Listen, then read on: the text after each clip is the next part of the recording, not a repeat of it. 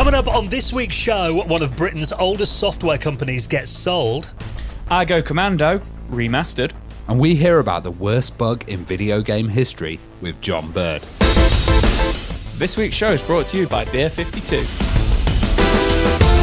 Hello and welcome to the Retro Hour podcast, episode number 250, your weekly dose of retro gaming and technology news with me, Dan Wood. Me, Ravi Abbott. And me, Joe Fox. Can you believe that? 250 episodes. Come on, boys. How many times have you done that now? I just love the YouTube copyright strikes. Yeah, that's true. 250 though, guys. This is absolutely crazy that we're still doing this in a pandemic as well. It's just amazing that there's still this much retro coming out. What was it? Oh, you'll run out of guests after 10. Yeah. It's been a scramble some weeks, but you know, we get through, we get by. We do, and it's like, honestly, 250 episodes. I mean, I didn't actually realise that we were hitting that kind of... Because it is a landmark. You know, it's halfway to 500, which I'm sure we'll reach one day. But I just think that when you think about how much talking that actually is, back to back, that is a lot of hours of this that we've done. Yeah, I mean, considering we called the Retro Hour, when was the last time we were actually an hour long? Normally an hour and a half. Because you could just say, oh, well, it's 250 hours. No, yeah, exactly. but it's probably more about 300-400 hours with the rambling and stuff like that we do. But yeah, that's crazy. What a crazy number.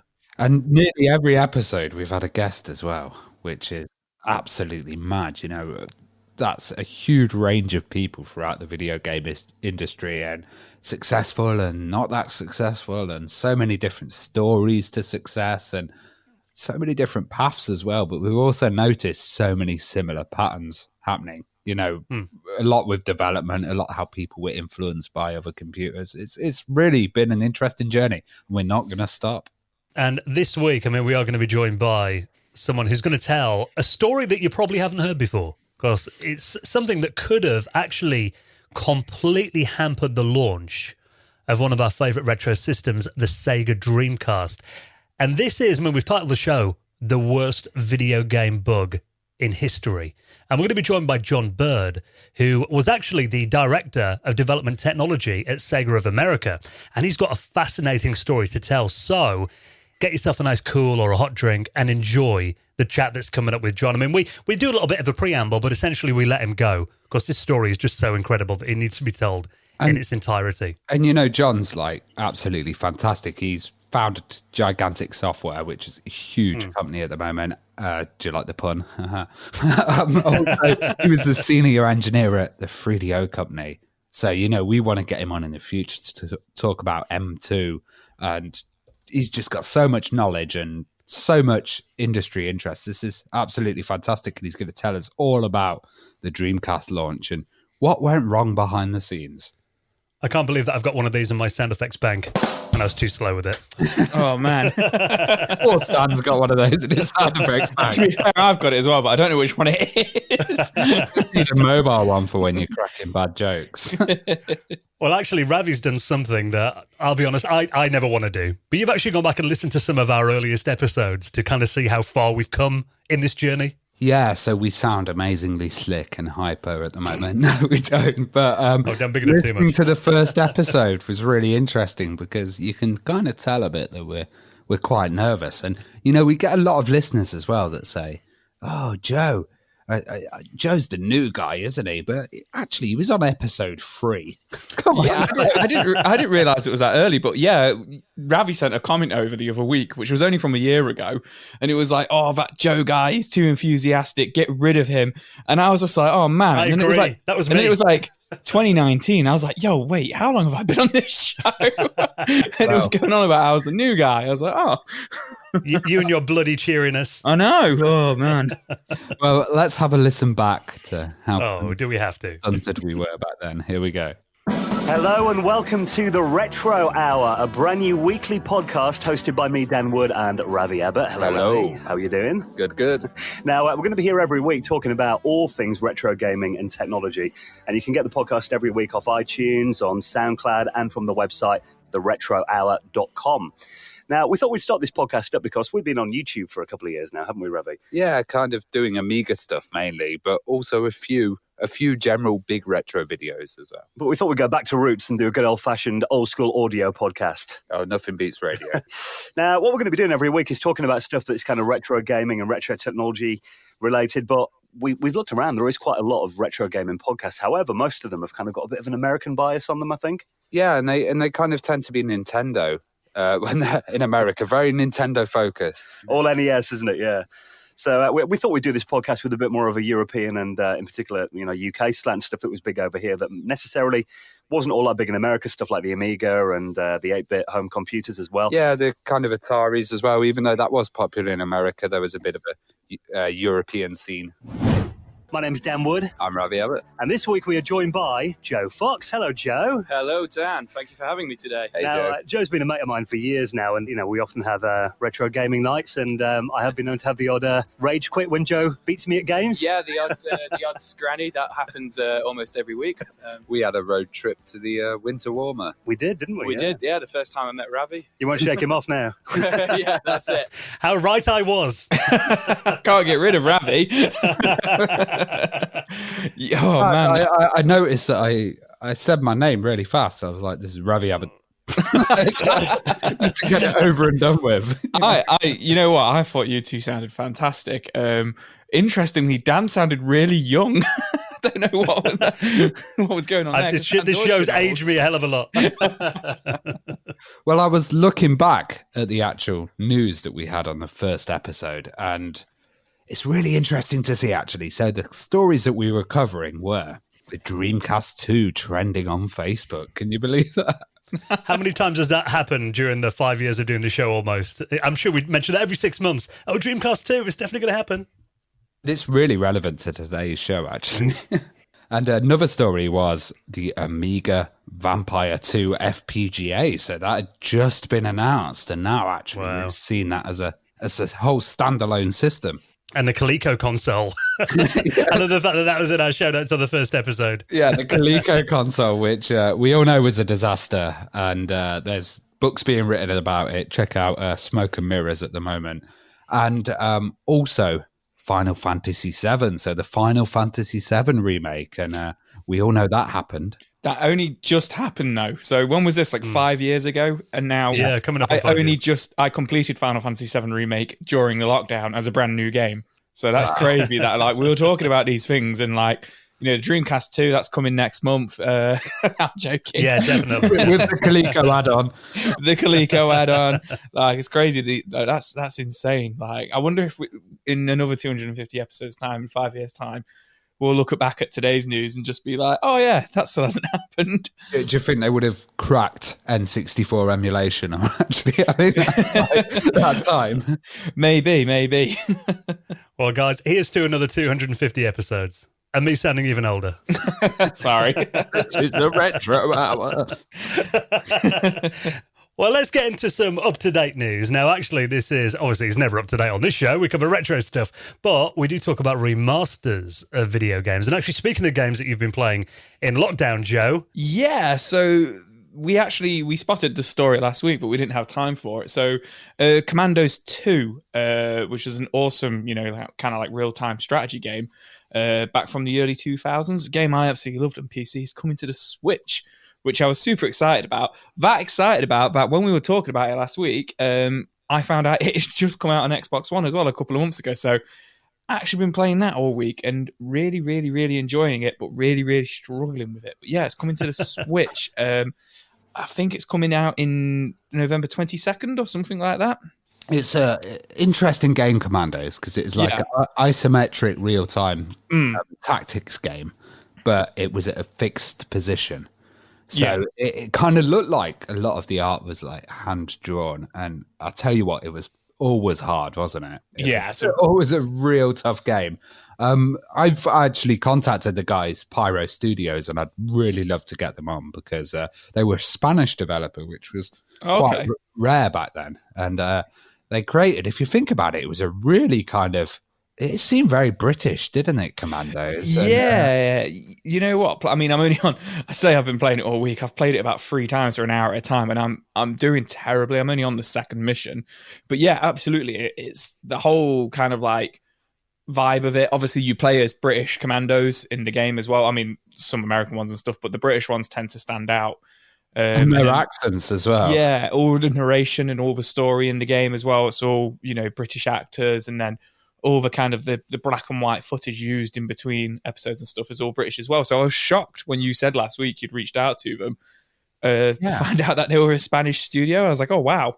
Yeah, and it came for the PC, and this is a remake of it, so they've actually remastered it. But also, like, I'm surprised that you're finding it so hard, because they said they've remade the tutorials, and I even found the tutorials absolutely solid back in the days. But they're saying they've redone the tutorials, they've redone a lot of the movement in it and the user interface.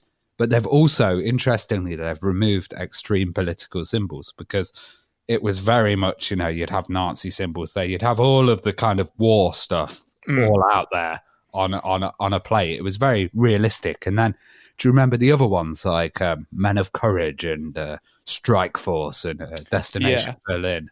Yeah, man, I remember all of them. And, it's just, I was telling my wife stories about it as well, like all those games and stuff, just trying to reminisce. I was playing it yesterday morning on my day off, and she was just looking at me like, what on earth are you on about? Like, listening to like all this like Winston Churchill like stuff playing this It's what game. I do in my spare time, listen to speeches.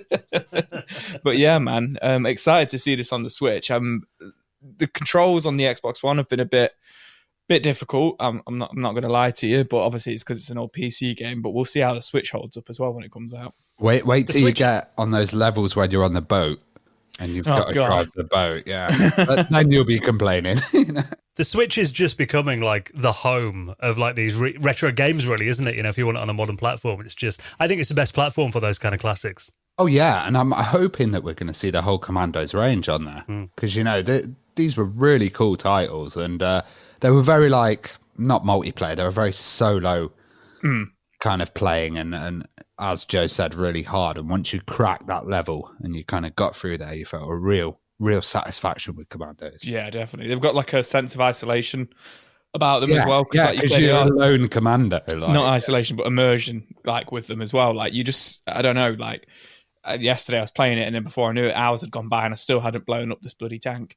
And you've got limited weapons, you've got limited ammunition, so you can't just go on a mad spree, I love the fact that they've made the game easier and Joe still can't do it. You must be an older Joe, you see. Yeah, honestly, I was saying to my wife, I was like, I was so much better at this when it came out. And I just looked it up, 2001, so I would have been 11. God. So, and now I'm 31, I'm doing terribly.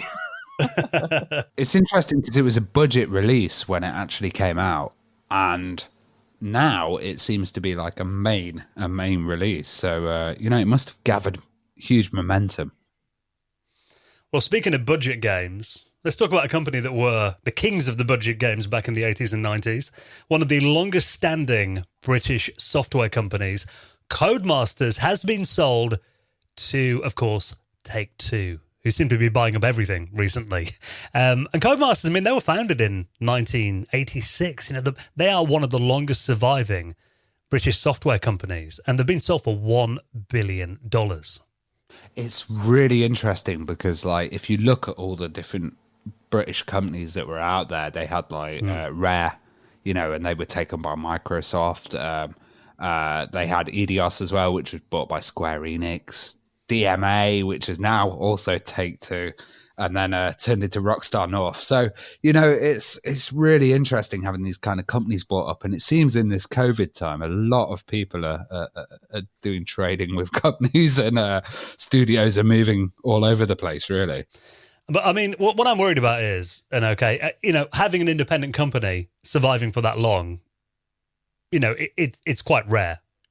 But the fact they've now sold to Take-Two, fair enough, these software acquisitions happen. But what I'm really hoping doesn't happen is the iconic Codemasters brand vanishes. Yeah, it just gets taken up and then disappears or killed off. Like we had the Sony studio that were absolutely fantastic that did Wipeout, and that just totally kind of disappeared, Yeah, when Psygnosis' name went, that was, a big blow. But I remember, being a kid and like seeing the Codemasters logo on. You know, how many games did they do back in the day that were incredible? The Dizzy series, for example, and Micro Machines, that Codemasters logo flashing up at the start. I mean, to me, it's an iconic brand of British video games.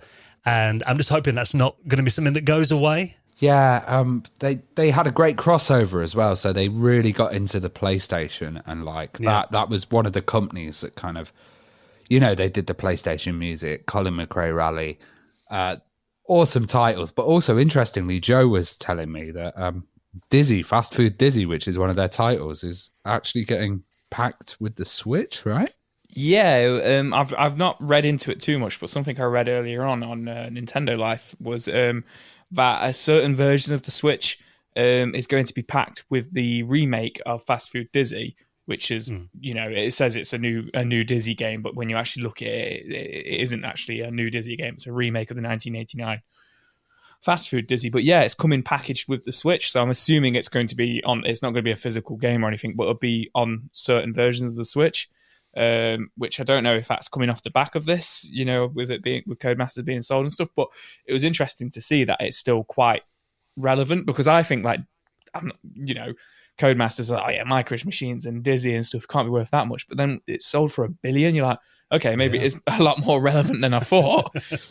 Well, like, and to have that as a pack-in game on the Switch, I mean, you know, that's a big deal. Yeah, exactly. So it's pretty crazy. And do you think we'll see some of these old games being revisited, or like Micro Machines, or you know, they've tried to Smash Bros. Bring them back, but maybe they might have more money in it. Like one I really want to see is Pete Sampras Tennis. That was absolutely wicked. Yeah. As soon as I saw that, I thought Ravi's hoping for a remastered version of Pete Sampras Tennis. You can smash Dizzy on that as well. There's a cheat, so he walks along the line and you could just smash the egg. It's great. So, I mean, you know, congratulations to Codemasters owners, but, you know, look after them. Yeah. They're a brand that means a lot to us. Now, load screens are obviously something that are very nostalgic, and I'm going to link up an article on a website called Games Radar, a celebration of Commodore 64 loading screens that we'll talk more about in just a minute, but it looks like the era of the loading screen might be gone for good with the new generation of consoles that's just come out. Yeah, it's interesting that, because a couple of years ago we were talking about how Namco kind of owned the rights to not loading screens, but like interactive loading screens. And the patent on that ran out a couple of years ago, and we covered it on the show. But yeah, there's another article here saying how on I think it's on Games Club, saying that essentially with the, you know, obviously we're not talking very retro right now, but with the PS5 and the Xbox Series X, it's the end of an era. It's the end of loading screens. Which is a really interesting read. I mean, obviously they still exist in some circumstances. Like earlier on, I was actually watching a Metal Jesus Rocks video on the Xbox Series X, and he compared Red Dead Redemption 2 loading times on his Series X and on his Xbox One, and the Series X took 30 seconds to boot it up, and Red Dead Redemption 2 is a notoriously, you know, long loading time on that game. So there is going to be loading times, but then in the same respect, the new Spider-Man game, apparently from turning the PS5 on to the game starting up, is only 40 seconds. That's not the game like into the menus and stuff. That's like full on, you're running around the streets as Spider-Man to play. So yeah, it's very interesting, because obviously you only go back a couple of decades and you had to sit there and wait for your tape cassette to load, and you couldn't even touch it, otherwise it would die. I think this is a thing that they want and that they're aiming for, but because this is the early life in a console, you know, the games are optimized, they're put in there quick. It ain't going to be the case by the end of it. I reckon you have huge loading times, or you may have screens coming back, you know, by the end of the Xbox or the PlayStation 5's life. Yeah, I'm going to agree with you there, because we all know the start of, like, especially these days, the start of a new generation, the games tend to be very similar looking to the kind of the end of the previous gen. You know, graphically, they're not too much of a difference. And this seems to be the main focus right now, was these games are running so much quicker, blah, blah, blah. It's the same game, but it's running quicker with no loading screens and stuff. So I absolutely agree. In 4 or 5 years' time, 7 years' time, when we're seeing the end of PS5 and Xbox Series X, are we going to see these massive loading screens again, because of the games that they're just putting out then are just so insanely powerful, do you know what I mean, and big.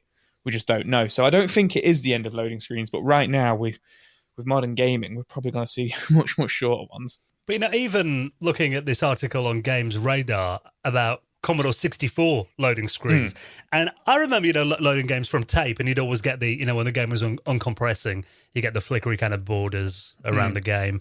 And often, there's a few screenshots in here as well, like the Elite loading screen on the Commodore 64, and you've got Armorlight in there as well. And, Pete Doherty, he was one of the best Commodore 64 artists, and he made these fantastic graphics that you'd see while the game was loading. Admittedly, it probably added about 10 minutes onto the loading time to actually load that screen, but it just really, that sense of waiting for the game to load up, I think having, especially when you got music as well, like, a nice banging Rob Hubbard soundtrack or a Ben Daglish track, when it was loading up, there was something about that experience that really added to the anticipation of what you're about to experience, I think. That was after you had the crack screen as well. I had the music there. Talk about that, Ravi.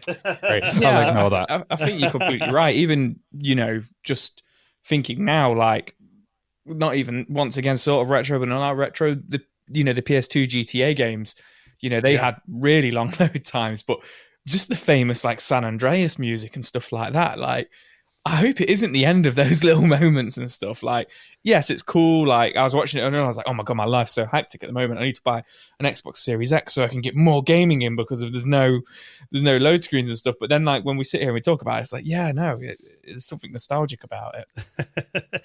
And if they do release another Ridge Racer game for the new generation, there's got to be a Galaxian game. Oh, yeah. You play it while it loads up. It's not Ridge Racer without that. Yeah, that's very true. And I'm like, when was the last Ridge Racer game? The last one I got, I think, was 3D on the 3DS, and that must have been knocking on 10 years ago now. I was going to say, the launch title for the PS5. Yeah. I only know Ridge Racer 4, so... Yeah, I love that game, though, and it's like, that was one thing I really missed about the previous generation now, the Xbox One, the PS4, that there's no Ridge Racer game on that. Because, Ridge Racer 7, I think, I really hammered that on the PS3. That was one of my favourite games, but it's such a fun game. Recall really many arcade races on the last generation. I feel like PS3 and Xbox 360 for me was the kind of like the last time you saw those kind of arcade races. Like now it's all just kind of, what do they call them? The serious races. What do they? The simulation there. Yeah, you just seem to see the simulation races and stuff. It's probably people screaming at me right now going, Ridge Racer is a simulation, but I just felt it was a bit more arcade. They were, kind of going on a tangent here about racing games. They were always the ones that I preferred, the races, like Lotus Turbo Challenge and Ridge Racer and Daytona, games that, all right, I can sit there for half an hour tweaking my tyres and my engine size and everything, but sometimes you just want to crack on with a race and get into it. Gran Turismo had some sexy loading screens, didn't it? I've got Gran Turismo, most of them actually, but it's, again, they just feel a bit like Joe said, and Forza as well. I've got the Forza Horizon games that are a bit more arcade focused, but it's all like messing around before you get into the game. You know what I mean? You just want to jump on and just be Banjo-Kazooie or Super Mario. Yeah. Actually, Mario Kart is a good example of an arcade racer that's still popular. Yeah. But, you just want to hurry up and, come last quickly. They bring back cartridges. Well, again, that's where the Switch excels, isn't it, in terms of that. But, I guess, for you, Joe, as a console kid, you probably didn't experience all that many loading screens. At home, but for us that use cassette tapes and discs, Amiga, it was like insert disc 12. You were waiting for an hour. It's interesting that you say that because I remember when we first got a PlayStation, my brother saying, if we could play these games, the exact same games on our Mega Drive, I would prefer to play them on the Mega Drive because of the loading times. So he was like, we were playing games like, funny enough, like Porsche Challenge and Hardcore 4x4, and they had these, in comparison, probably not even that long load screens compared to some of the games which are out now. But that always stuck with me that he was like, if I could play this on Mega Drive, I would play this on his Mega Drive because I don't want to wait 30 seconds. So so I did experience loading screens, but probably not to the capacity you boys did. Well, rest in peace, the loading screen. We hope we haven't seen the last of you. We'll put that link in our show notes and everything else we talked about at theretrohour.com.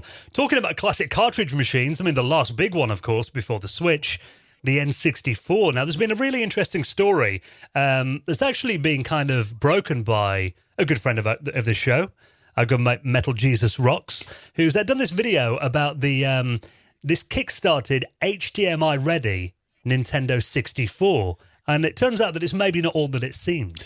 Yeah, so I was watching his video earlier on. He's come up on the show twice today, actually.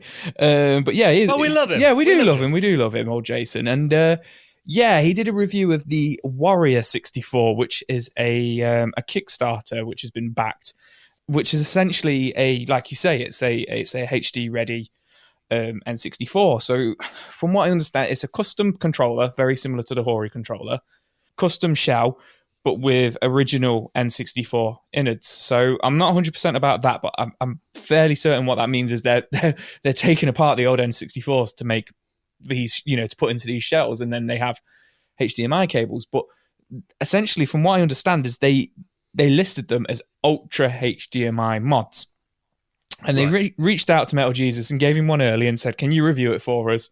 And essentially, he started playing it and he was just like, this isn't Ultra HDMI. Like, this isn't what I thought it was going to be. And he compared it to some of the actual Ultra HDMI kind of converters he's got and stuff like that, and reached out to the company and said, this isn't Ultra HDMI. And they were kind of baffled by it. They're like, yes, it is. It is Ultra. It's Ultra HD. This is the new technology. And he was like, no, it's not. And he sent them a comparison video.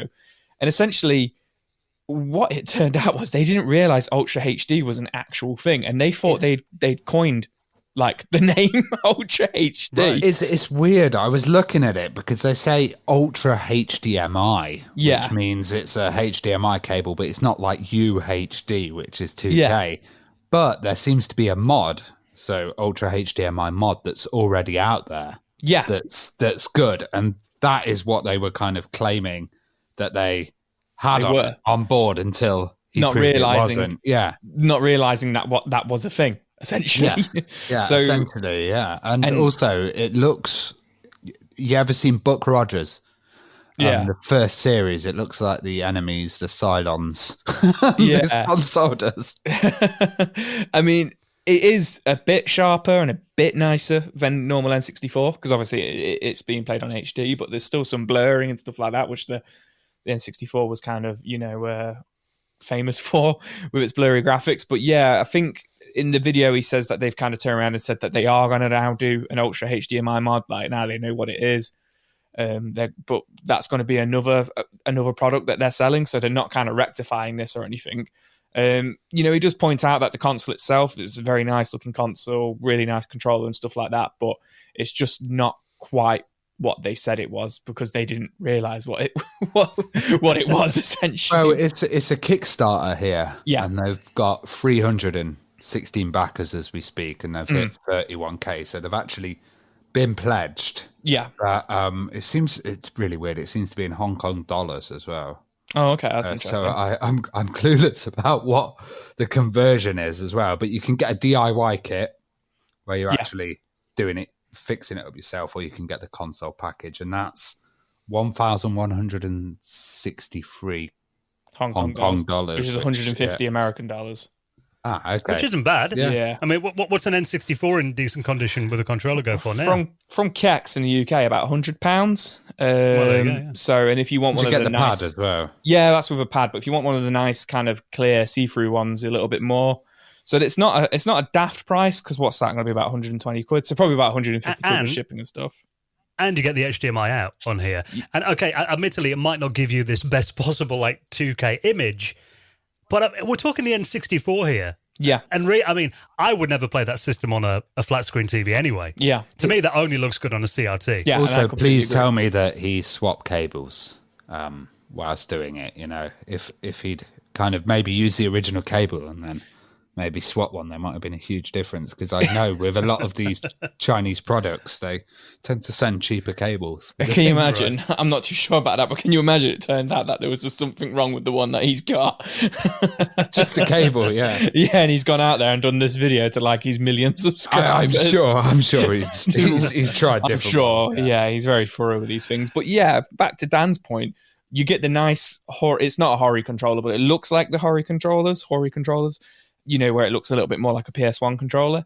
And they tend to be about 30, 40 pounds on their own anyway, for the knockoff ones of them. So I don't think it's an absolute rip-off or anything like that. And he never says that. He never says it's a rip-off or anything. He just says it's not what they said it was. So right. But yeah, interesting story, to say the least. So if you want to check out Metal Jesus Rock's video, of course, I mean, interesting product, and I'm sure there will be fans out there who will be pleased with what they get, you know, getting a simple solution to hook your N64 up to an HD TV. I'll link that up in the show notes, along with everything else we talked about at theretrohour.com. Something else we mentioned on the show before, Civitas Universe. Give us a little recap on this, Ravi, and this new Kickstarter. Yeah, so this is an awesome game. It's been made completely with the Amiga, and it's a board game. It's called Civitas Nihilium, and actually it's quite rare. You know, I had a copy of it, and I've played it. It's really nice. A solo. I remember you doing a live stream or something. Yeah, right? solo tabletop game with a soundtrack. You put the soundtrack in, you kind of play yourself. It's really good, but it seems to be like quite rare. People are really after this title. Well, they're doing a new Kickstarter and a new run, and interestingly, they've added something else onto the Civitas universe, which is called The Mysteries of Profundium. And this is basically a text adventure for the PC. So if you've missed out on getting the Civitas game, you can get this limited run of the new prints of it, but also you can get this interactive text adventure for Windows PC as well. And it comes on a little tape USB kind of device as well, which is really cool. And this is James Bradley as well, and he's been talking with us, and, you know, he works at Pinewood Studios, so this guy's really got some big passion and interest in these kind of sci-fi fantasies and movies and things like that. Well, we had him on a couple of years ago, didn't we, to talk about it? Yeah, and it's great to see a reprint as well, because these games were getting quite rare, and a lot of people were asking about them online. So great to see this Kickstarter back out there. It's already been funded, but I suggest you go and check it out, the Civitas universe. Right then, now before we get into our chat this week, talking about the biggest video game bug in history, something that nearly sabotaged the launch of one of our favourite consoles ever. This could have really messed up the launch of the Sega Dreamcast. It's a massive story. John Bird is going to be our guest in a couple of minutes' time. Before we do that, we're actually recording this show at a much later time than usual. Now, normally we do the show 2 o'clock on a Wednesday afternoon is normally our recording time. Right now, though, it's actually 9 p.m. We're all at home. I'm recording this week's show at home as well. And because it is our 250th episode, we thought we'd have a little celebration.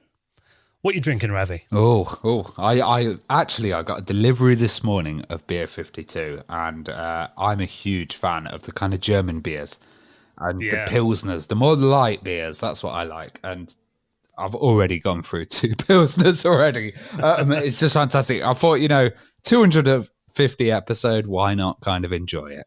Yeah, well, I'm the same. I've got a Beer 52 on the go right now as well. And we're mentioning them because, of course, they are sponsoring this week's episode. We love our amazing friends at Beer 52. And we want to sort you out with an incredible offer. Now, if you've got your phone nearby right now, or maybe you're listening on your computer, open a new tab in your browser and have a look at this website right now, beer52.com/retro. We want to give you free beer, a free case of award-winning beer. Oh, it's fantastic. And I tell you what, actually, there's this thing called golden tickets as well. So I opened mine today. I got a golden ticket, and that meant I could get a friend and even have free delivery of the beer as well. So you may have an opportunity to get more. Start the beer chain going. Yeah, so this is our friends at Beer 52. Now, if you're not familiar with them, they're essentially beer boffins, and they're on a mission to find the very best beer anywhere on planet Earth. And every month they visit a different country and they find the best small batch breweries and sample their finest craft beers. And then what they do is they carefully put all this together, curate it into a case that they send out to their lucky members. Now, they've got 150,000 members at the moment who all rate the beer that they receive each month. So you know you're getting the best stuff in here as well. So these are a collection of the highest rated beers over the last year. So you're going to get the best of the best. And like you said, there's German beers in there as well. I mean, they've been doing that recently with Oktoberfest being on. But you can also pick what kind of beer you want in there as well. Like Ravi likes a light ales. If you're not into that, if you prefer dark beer, you can pick the dark option. And every case comes with an award-winning beer magazine, Ferment, and a tasty snack to enjoy along with your beer. And there is no minimum commitment. You can take the free case, try it out if you want, see what you think. If it's not for you, pause or cancel at any time. So all you have to do, and of course you'll be really helping out the Retro Hour podcast by doing this, is nip on right now to this website, beer52.com/retro, and claim your free case of 8 craft beers right now, beer52.com/retro, thanks to our very good friends at Beer 52. Now, of course, we do have a Patreon that we run as well to pay for this show. And anything we get on Patreon, we put back into the running of the show. And that's got all our sexy new kit to do the show from home recently as well. And, of course, we do our exclusive patrons-only podcast, the Retro Hour After Hours. Now, I must admit, I'm feeling a little bit nervous about this. Next week, you're going to be interviewing me. Ha ha ha, here we go. The tables have turned. So we've done a couple of these so far. Episode 1, we interviewed Ravi. Last week, we interviewed Joe to find out what happens behind the scenes of the most rock and roll member of the Retro Hour team. We talk about our retro gaming pickups, projects we've been working on. Essentially, it's us guys letting our hair down, and you do get about an hour-long episode twice a month as well. So, I mean, it's about as long as this show, actually, isn't it? Yeah, but also backing for £3.50. You can get an ad-free episode as well. So that's like £3.50 for 4 episodes. It's pretty crazy cheap for an ad-free version. And it helps us pay for everything. I mean, all our hosting, the equipment that we use, the software that we use for the show, the VST plugins, if you want to get nerdy, everything that we get into Patreon, we put back into the running of the show. This week, Ravi got a desk so he could set his little studio up at home with the money. So, I mean, you know, it all goes back into it, and we really appreciate your support. And we do our Retro Hour Patrons Hangout as well once a month, where you can join us and get nerdy about all things video games. One of those coming up before the end of November. And of course, for backing us on Patreon, you will get a mention on a future episode in the very prestigious drumroll, Joe. You know what? I've probably got an actual drum roll on my Roadcaster, but, you know, the desk will do. We'll have to mess with the sound effects next week. The Retro Hour Hall of Fame, just like this week, Joe. Timu Hutamini. Ben Stoll. Ian Colquhoun. Marius Anderson. And Chad Clark. Who all made donations into the running of the show. We massively appreciate that, guys. Thank you so much. And if you'd like to do the same, you'll find it right now on our website at theretrohour.com. Another way you can help the show as well. I mean, we appreciate, you know, times are hard for a lot of us right now. We totally understand if you can't back us on Patreon, but just for sharing the link with your friends on your social media or leaving us a nice review on Apple Podcasts is always appreciated as well, or your favourite podcast client of choice. Ravi, you've been looking through a few of those, actually, over the last couple of days. Yeah, there's been some really nice ones recently, actually. And here's one of them that I'm going to read. The heavily saturated retro podcast scene with poor quality content was heading for a 1983 style crash.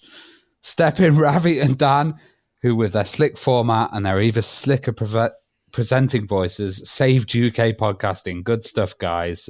Thanks for all you've done to the community. Yeah, that's a bit hardcore. That one is. I mean, you know, we think there are some amazing retro gaming podcasts from the UK as well. You know, we love our mates at Arcade Attack, Retro Asylum. Yeah, there's RGDS. There's brilliant podcasts out there as well. If you like our show, you should be checking out every week too.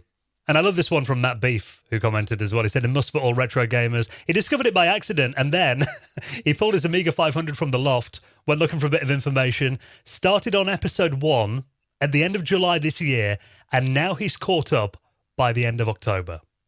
That is an insane amount of episodes to listen to in one summer. And you can't believe you still haven't bought a Vectrex yet, Ravi. Yeah, that's my next step. Right, episode 300, I'm going to have a Vectrex. You heard it here, episode 250.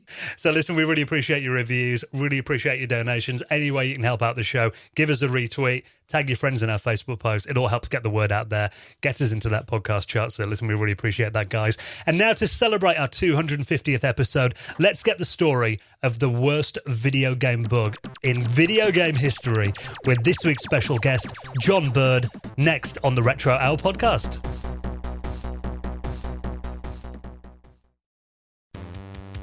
You're listening to the Retro Hour podcast, and it's time to welcome on this week's very special guest. Now, we are particularly excited to hear an incredible story about one of our all-time favourite systems. I mean, we won't make no secret on this podcast, we're massive fans of the Sega Dreamcast, and a system that we thought, you know, at the time was criminally underrated, but luckily over the last couple of decades, it does feel like retro gaming fans have really taken that system under its wing and realised how incredible it was. Now, we're going to be talking to John Bird, who is actually the Director of Development Technology at Sega. So let's welcome him to the show. Hello, John.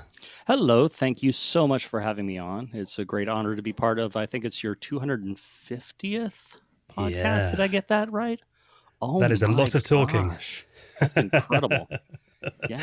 Well, it's amazing to have you on, John. And like I said, we're going to get some stories from you that I know you haven't ever spoken about on a podcast before, or maybe in any kind of public forum. And anyone that was a fan of the Dreamcast and Sega is going to want to hear this stuff. Before we get into that, though, just as a little bit of background, I was reading that you actually wrote your first video game back in 1981. How did your life kind of lead you to that point? Oh, goodness. Well, I grew up in a really, really small town in rural West Virginia. And when I was maybe 10, 11 years old, they shipped me off to the special school for special kids who didn't quite fit in with the rest of the other classmates. I was really one of those kids who they gave math assignments like, okay, John, you'll need to add up all the numbers. You'll need to tell us if you subtract infinity from 0, what would be the result? And so I got all these bizarre math assignments that were just for John Bird. And one of the things that they did is they sent me off every Friday to a school in the big city. And at this school, they had an Ohio Scientific Computer. Now, this thing was a big, blue, massive box. And the thing that I understood about this blue, massive box is that you could play games on it. And this seemed like the coolest possible thing that you could do. So I think that I was part of the very first generation of video game kids. So I got video games in my head, and the very idea that you could play games and have fun with computers happened to me when playing video games and programming video games were two sides of the same coin. From there, what was your first job in the industry? How did that come about? Well, it depends on how you define a job, right? When I was 13, 14 years old, I started making games for the Commodore VIC-20 and the Commodore 64. Mm-hmm. I wrote a trivia game, for example. I put it out on bulletin boards. Now I think nowadays we call it free to play. Yeah. Well, back in the day, we called it shareware, and we got checks from people who seemed to like the game. So I wrote a Commodore 64 game called Trivia. Brilliant and creative naming I had back then. And I kept getting a few checks here and there from it. So if you do a thing, you make money from it. I suppose you can call yourself professional. I didn't break into the industry, though, proper until 1994 early, where I ended up at a wacky video game startup called 3DO. 3DO's goal was to bring the multimedia experience into every possible living room so that everyone would have the experience of having 1, audio, 2, video, and 3, 3DO. So that was my big break-in. And you worked alongside some industry legends there as well, like Trip Hawkins and RJ Michael as well. And did you see Dave Needle as well hanging around at the 3DO company? That was really one of the things that struck me when I came into 3DO is I had cut my teeth on playing these video games that these heroes of mine had created. And so in a way that I don't think they'd ever experienced before, I fan worshipped every single one of them. I was like, oh my gosh, RJ Michael, you worked on the Amiga, the Commodore Amiga. That was really an awesome machine, man. And I love you, and I'd love the opportunity to work with you. And he was like, yeah, that's okay, John. We'll find a place for you. Good, such a good impression. And we've had both RJ and Trip on this podcast before, as I know you're aware of, John, and fascinating stories from the 3DO company. And I remember it, as a kid who had an Amiga around 94 when Commodore was going under, and everyone kind of thought that 3DO was going to be the next big thing. It was so hyped up. What did you feel about the system when you were there then, and kind of the vision that they had? At the time, I was just so happy to be working with people I thought were cool and to be working on video games and getting paid for it, that I had no thought for anything but what was going on at the time. I think, for example, I had read all the advertisements when I was a kid for Archon and all the EA games, and here was Trip Hawkins in the flesh giving me advice on how I should talk to game developers and what kind of books I should read and how I should deal with other people to make it well in the game industry. And I very much was a fanboy who managed to BS himself into a job in the industry at that time. So I remember there was actually a big company meeting where a lot of new employees were welcomed to the company. And one of the new employees that was welcomed to the company was a guy by the name of Bill Budge. He developed Pinball Construction Set, a bunch of other impossible titles for the 6502 microprocessor. And huge meeting. Everyone kind of goes around the room and talks about why they wanted to be part of 3DO. And everyone says, well, I wanted to be part of the future technology. I wanted to move the technology forward, you know. And I just said, I just wanted to work with my idols. And I wanted to work with the cool people in the industry. And everyone kind of looked at me like, oh, who's this guy? And so it continues around the room and it gets to Bill Budge. And he says, hi, I'm Bill Budge. I've worked in the industry for a while. And I go, Bill Budge, oh my God, you're my idol. And he says, oh, what happened then? And I was like, nothing. You're still my idol. And everyone in the room laughed and thought I was a fool, which I probably was, come to think of it. So how hands-on did you get with the M2? What did you think of that system as well? Well, we can go down that route, and I'm happy to talk to you a little bit about it today. But part of my job in 1995 and 1996 was to pitch the M2 to prospective game developers and say, hey, this is the system that you want to develop for. This is the system that is going to be the future of games. And to a very large extent, even though it never shipped as a game system product, it absolutely was. It was really the first contemplated game console that used a triangle renderer, basically a modern graphics renderer to do all its graphics. And we brought in a team of people who had previously worked at SGI down the road to design the system. And it would be recognized today as pretty much a modern graphics processor. The functionally, its architecture was the same as a modern video game system. And that thing was designed, I believe, back in 1995. So I want to say that that was really the first modern game console design, even though it never saw the light of day as a product.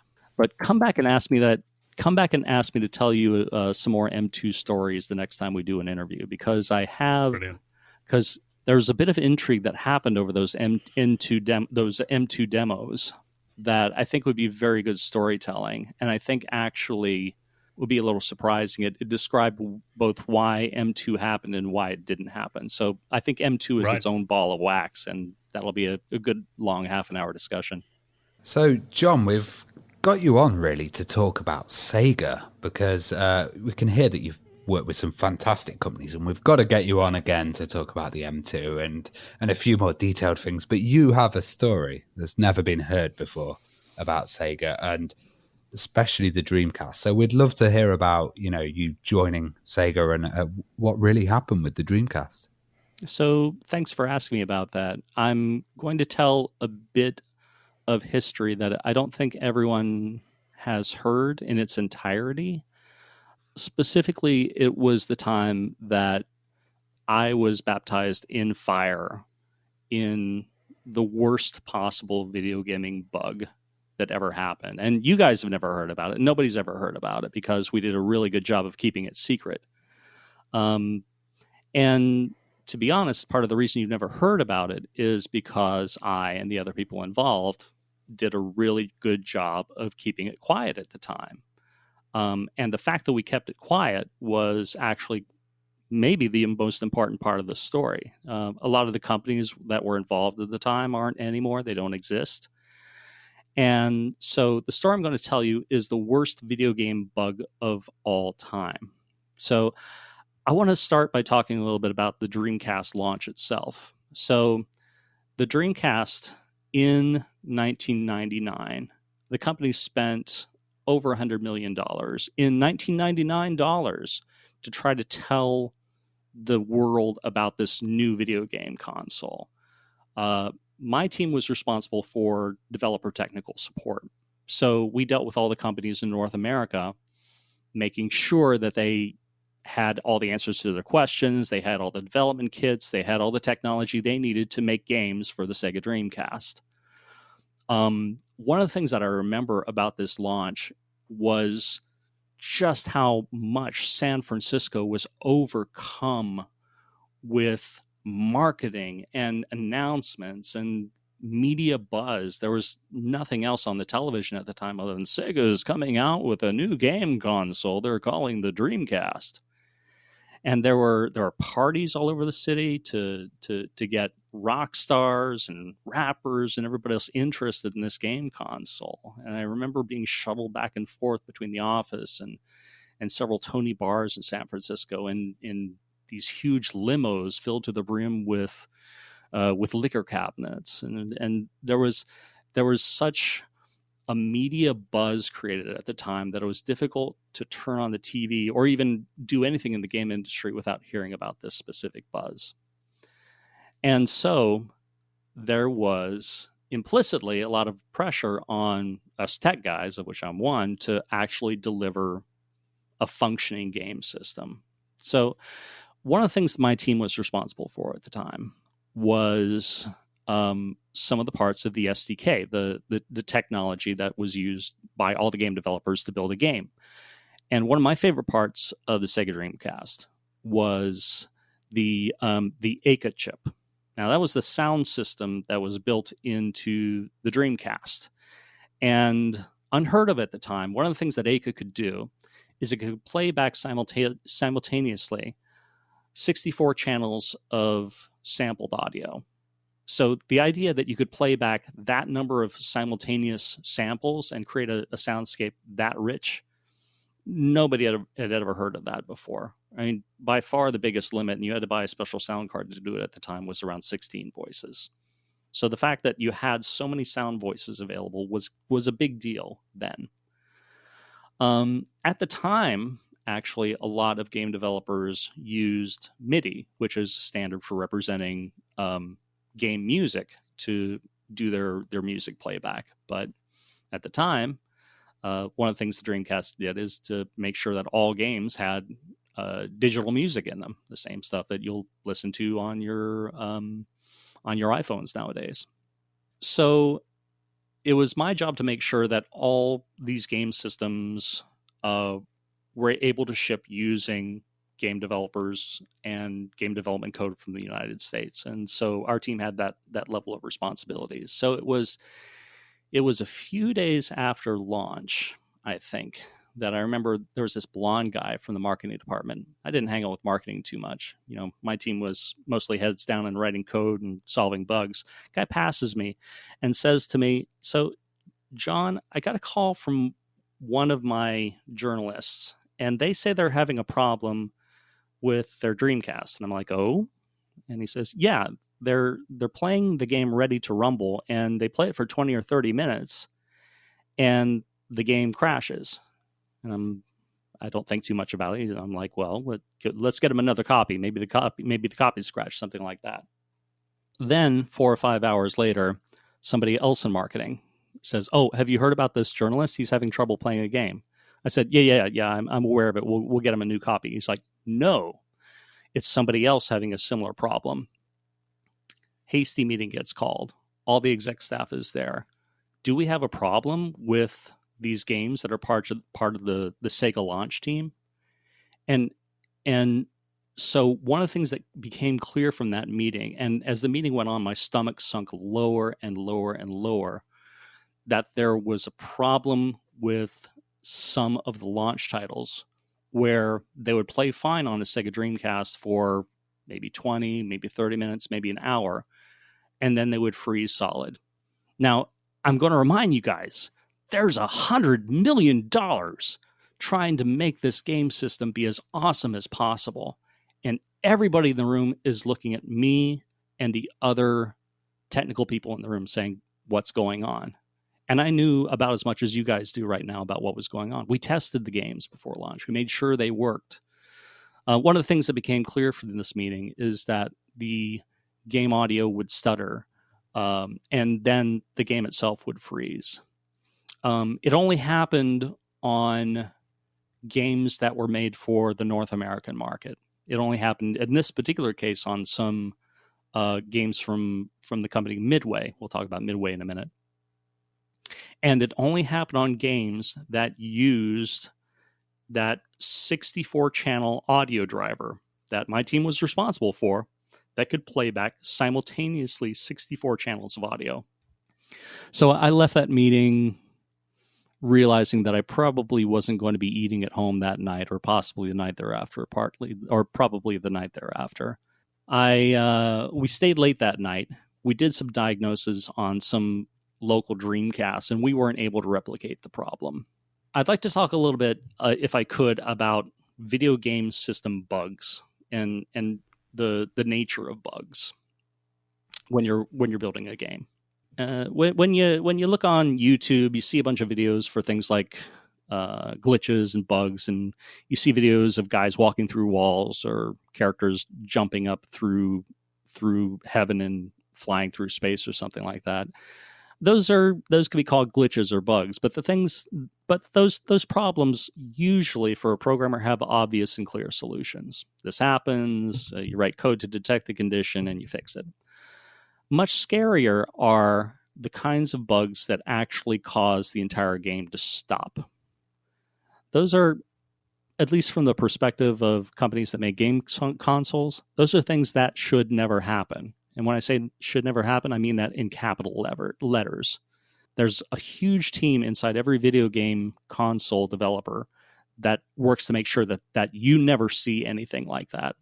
So one of the things that my team set to work on very quickly, once we heard about this bug, is trying to figure out how to replicate it in the labs. Because if we couldn't replicate it, we couldn't see it. And so gradually, it became clear that when we got copies of the affected titles, we could not make them crash on the Sega Dreamcast development kits. That's a normal way that we solve all our bugs. We make them happen on the development kits. We can figure out why they crashed and when and how and blame the right people. Didn't crash on the development kits. We had another way of solving bugs where we built a debug version of the game that had special debug code in it.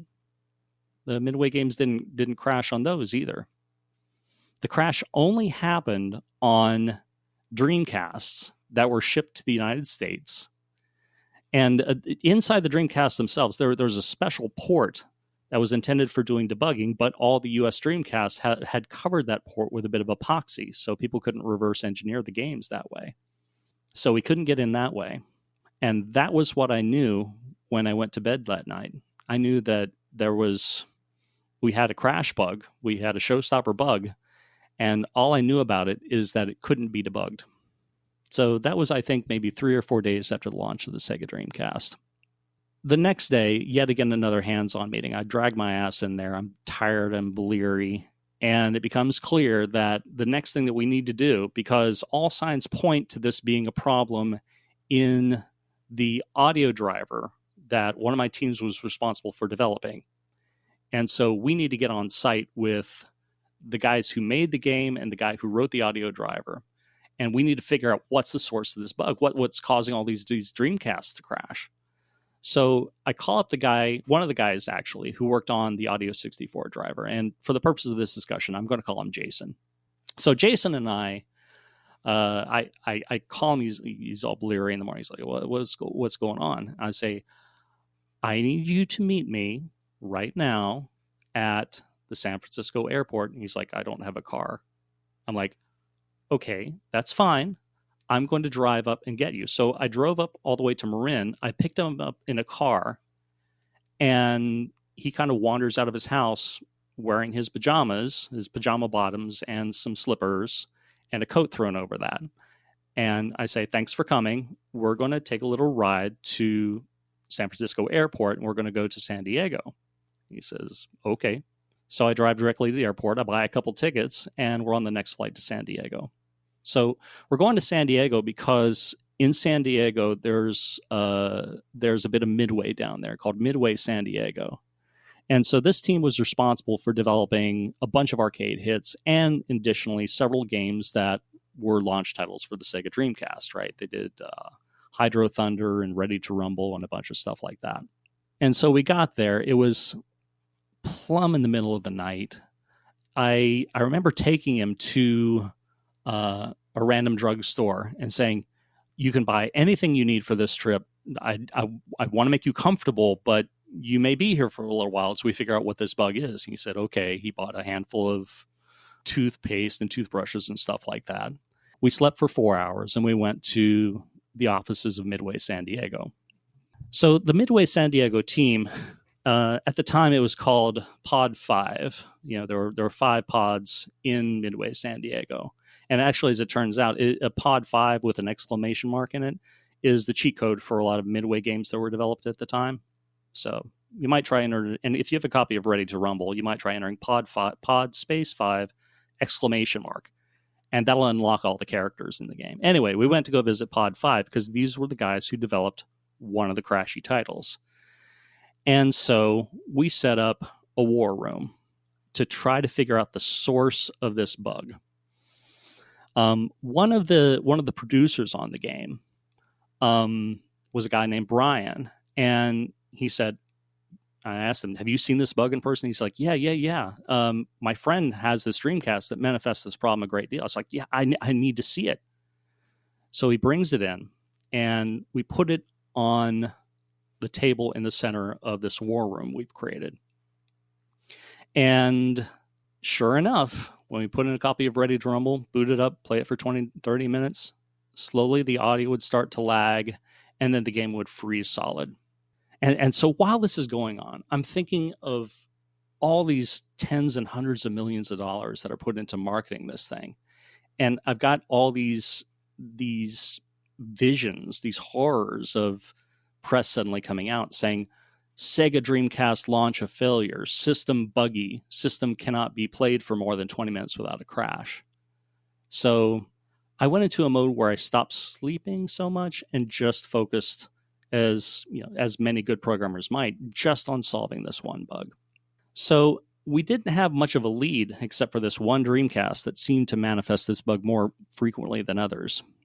So the bug didn't happen at a specific point in the load process. It didn't happen when you played a specific character. It didn't happen when you played the game with multiple controllers in the inputs. It didn't happen when you played it when you let the game run with no controllers in.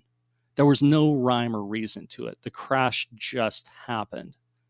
So let me give you an idea what a Heisenberg bug is. So the worst imaginable kind of bug is one that happens for apparently no reason. I mean, bugs happen usually when you scroll down 3 and click over 2 and then press 1 menu item. That's a normal bug. A bug is a crash that a Heisenberg is a crash that happens randomly for no explicable reason. And that was what we seemed to have. A bug that could not be debugged with a development system, a bug that could not be replicated, and a bug that we couldn't explain. And all the people who are running Sega were calling me every other hour asking for updates. Have you fixed it? Have you found the source of it? And the truth of the matter was, even though I was speaking gently to them and saying that we were putting all available resources into finding the bug, I hadn't a damn clue what was going on. Okay, so I kept feeding the programmers on the Midway San Diego team as well as Jason. I kept feeding him large quantities of sugar. I mean, if a programmer goes into crunch mode, then you have to eat programmer food, and that's going to be mostly sugar or pizza. So I made sure there were vast quantities of licorice whips and Tootsie Rolls and Hershey bars and things like that in the office to make sure that we kept going. So the point that we were able to get the bug is we were able to figure out that it happened only on titles from Midway. And Midway was the only one using this Audio 64 driver. And we also seemed to notice that it always was the case that the audio system wigged out a little bit just before the final crash occurred. And so we're working on the assumption it had something to do with audio, but we didn't really know exactly what it was. And so about 48 hours into this bug, Jason and I and the rest of the team said, you know what, we're exhausted. We need to get some sleep. So I dragged my ass to the car. I said, don't worry about it. We'll go get some sleep. We'll have that tomorrow. And so I haul our asses back to the hotel, and I crash and pass out for a few hours. Then I wake up the next morning, and I go, like I do, to Jason's room, and I knock on the door. No answer. And I'm like, hello, you come in. He doesn't answer me. So I go down to the front room of the hotel and ask the front room, did Jason leave? And they were like, oh yeah, he checked out a little while ago. And I'm like, what? So the guy who was responsible for the code that was most likely causing the launch of the Sega Dreamcast to fail had, as it turned out, skipped town from San Diego, had caught the first flight back to San Francisco. You see, he had said something the night before, and I didn't really think that much about it.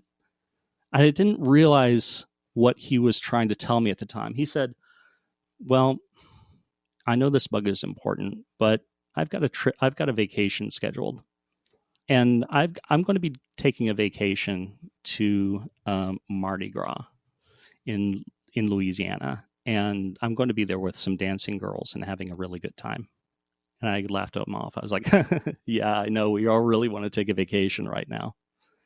I should have listened to him because I heard out, he didn't contact me. He actually contacted a friend of his at the company and told me through him that he was on his way on vacation with his dancing girls. So when I went back into the office in Midway, San Diego, I did it by myself. I wasn't really that familiar with the code that he'd written. He'd left all his development systems there. He'd even left some articles of clothing there.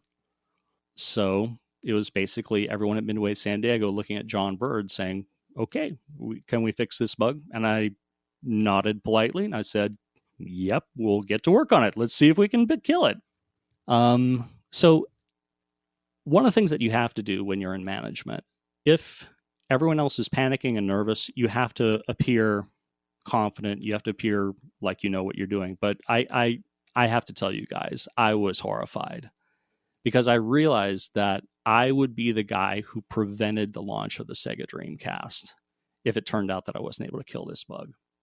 So me and the lead programmer are grasping at straws on the workbench. We've got the Sega Dreamcast that he brought in that tends to manifest the bug more frequently. And we've disassembled it on the workbench. And we're trying to figure out, is the thing that's causing the crash related to the clamshell lid? If we open the drive at a certain time, does it cause it to crash? And it seemed like it might involve something involving the clamshell lid. And so we tried crashing it multiple times by opening the drive at a certain time and closing at a certain time. And the game system kept getting hung up on the table.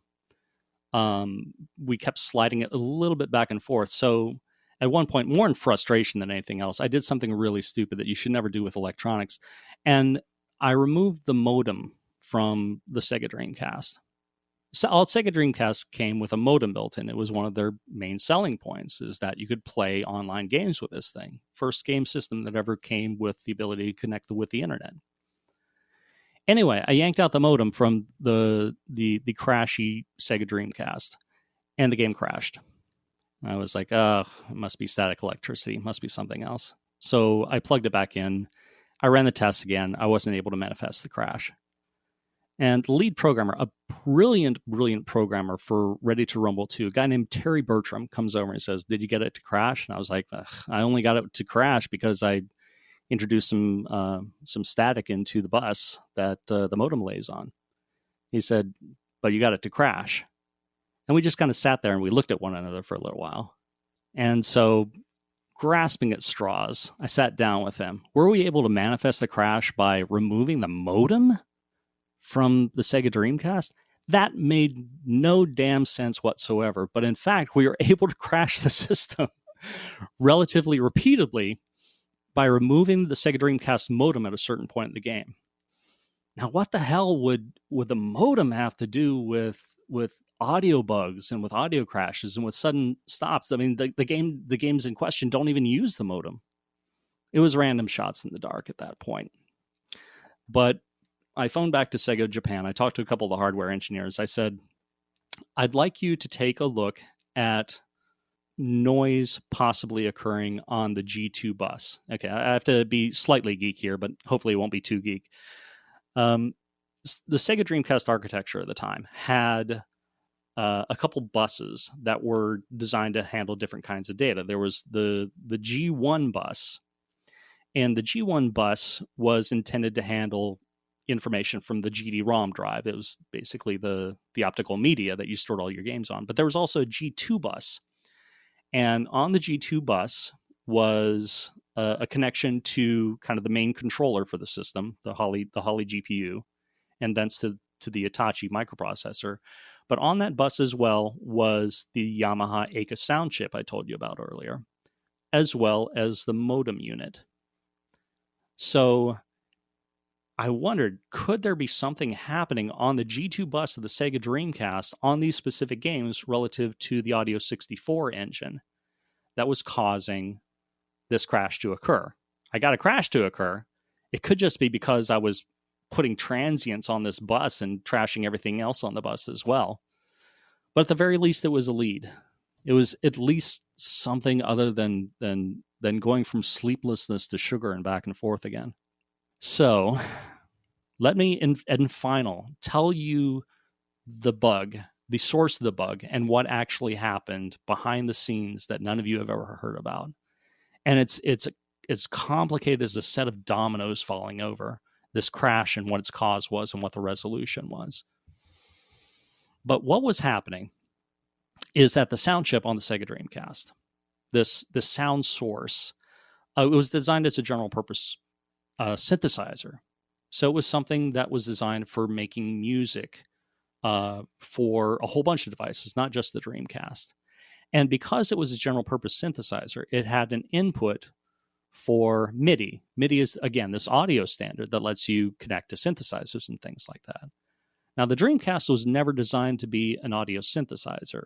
So as a result, on Sega Dreamcasts launched from Tokyo, built for the Japanese market, that pin was tied to ground, which meant that its input was known so that you never get any kind of stray data. However, only on the US versions of the Sega Dreamcast released for the North American market, the hardware engineers had left that pin floating. And by that, I mean, it wasn't tied to anything. There was no clear electrical input on it. So, and for most games work from Sega of Japan, it seemed to work fine. But what happened was, because that pin wasn't tied to anything, very rarely based on the angle of the sun and the point at which the moon was hanging in the sky and the point at which the thermal noise in the room and a whole bunch of other stuff that was unpredictable, occasionally that chip would detect that some MIDI input had been received. Now, for the driver that was used on most games, the driver handled that and ignored that interrupt, meaning that it was like, okay, well, I received some signal on MIDI input, I'm just going to ignore it.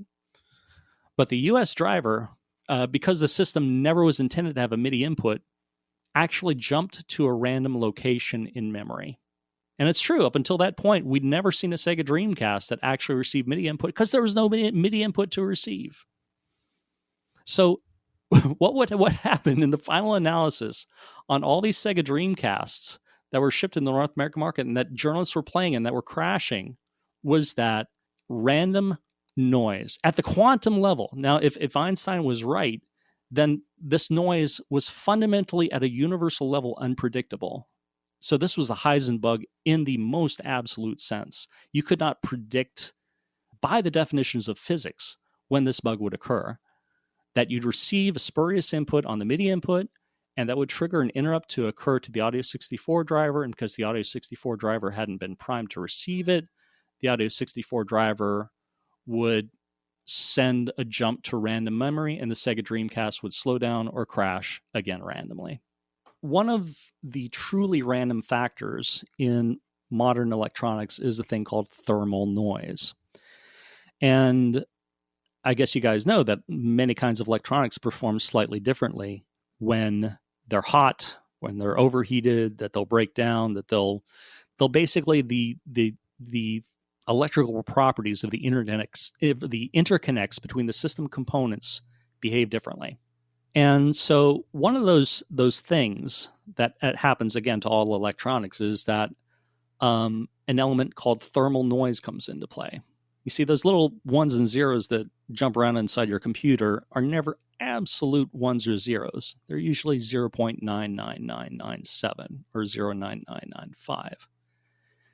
Well, one of the things that Einstein taught us is at the quantum level of reality, the hotter things get at that level, the more randomness is introduced. So that 0.9995 becomes a slightly bigger number and a slightly bigger number. Now, for normal Sega Dreamcast, that didn't cause any problem. But for ones where the pin was left hanging in an indeterminate state on the MIDI input, that result was unpredictable at a quantum level. It was impossible to determine what the chip would do in that circumstance, just like all electronics. I'd like to talk to you a little bit about the aftermath of that bug. So another programmer on my team managed to roll a new version of Audio 64.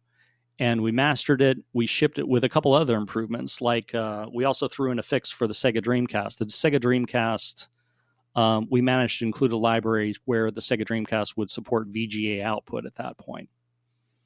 So we hustled that via FTP over to Midway San Diego. They integrated that into the game. They did a rebuild. Lo and behold, the game didn't crash. It worked correctly. And we hustled that GD-ROM through manufacturing as quickly as possible.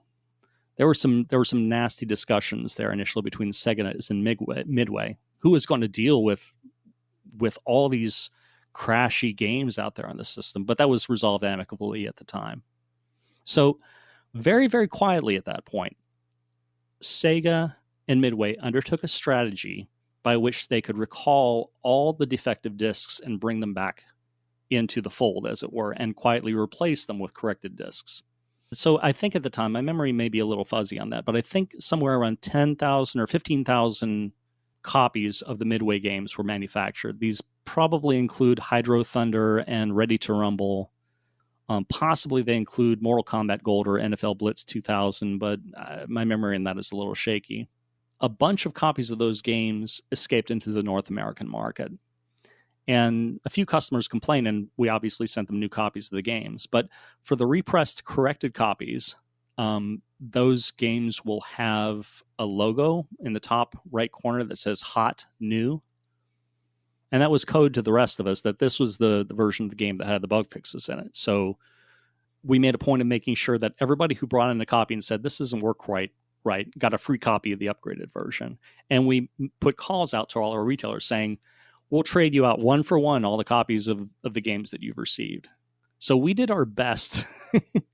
We did our best to make sure that all those copies were destroyed. So if in your garage or if in your den or wherever you happen to have a copy of those two Dreamcast games, Hydro Thunder and Ready to Rumble, and it doesn't have that hot and new logo on it, then congratulations. You've got a copy of a game that Sega actually wanted to destroy back in the day. And I don't think there were that many of them out there. There were only a few of them out there. It's a bit like having a double die coin from the U.S. Mint. It's something that it's a mistake that never should have really gotten into circulation. I imagine now so many people are thinking, right, that's it. I'm in the garage or the attic this weekend. I was literally about to say we're going to start seeing copies of them on eBay. People saying, this is one of the ones people want to destroy. Sega wanted to destroy this one. So we'll see if there's a surge on eBay. Yeah, we will. One of the things I always wondered about that story, I always imagined that Jason would come back after vacation and, maybe try to get his, go back to work and help me solve future bugs. But I never saw or heard from Jason again. He left his clothes, he left his job, he left all the stuff in his office, and I'm not 100% sure what became of him. But I thought it was too good of a story. One of the things about this story is that at some point you have to decide that a piece of information is no longer current events, and you have to decide its history. And I decided at the 20-year mark that it would be okay to start telling this story, because I think it's an important part of video game history. Yeah, 21 years since the Dreamcast came out. And the fact that you solved that problem, John, blows my mind. I mean, what would the implications have been like if you didn't fix that bug before launch? The history that you never experienced was one in which there were articles on every forum about how the Sega Dreamcast was crashy and had all kinds of launch bugs and problems. That story never came out. And I think that bug, as traumatic as it was to me, was probably one of the best highlights of my career personally, because you didn't hear about it. And Sega did. And before this becomes a story about how awesome John Bird is, I worked with some incredible engineers at the time who helped me diagnose this thing, both in the US and in Japan, who helped me figure this thing out. And inside Midway, there were some heroic efforts at the time to make this bug invisible. And I'm so proud of the guys at the time who made that possible. I was part of it, but I was by no means the only guy who made the bug vanish. Well, John, what an incredible story. And it's, getting exclusives like that is always on our 250th show as well. And I know you've got many more stories to tell, about 3DO, for example. We'll have to get you back on to share more of your insight into these projects that you've worked on and these fires that you've put out in your career. Oh, there have been so many almosts and has-beens and ickiness behind the stage. It's kind of a shock that our industry has survived at all. Well, John, it's been a pleasure talking to you. Thank you so much for coming on. Thanks so much. Look forward to talking to you guys again.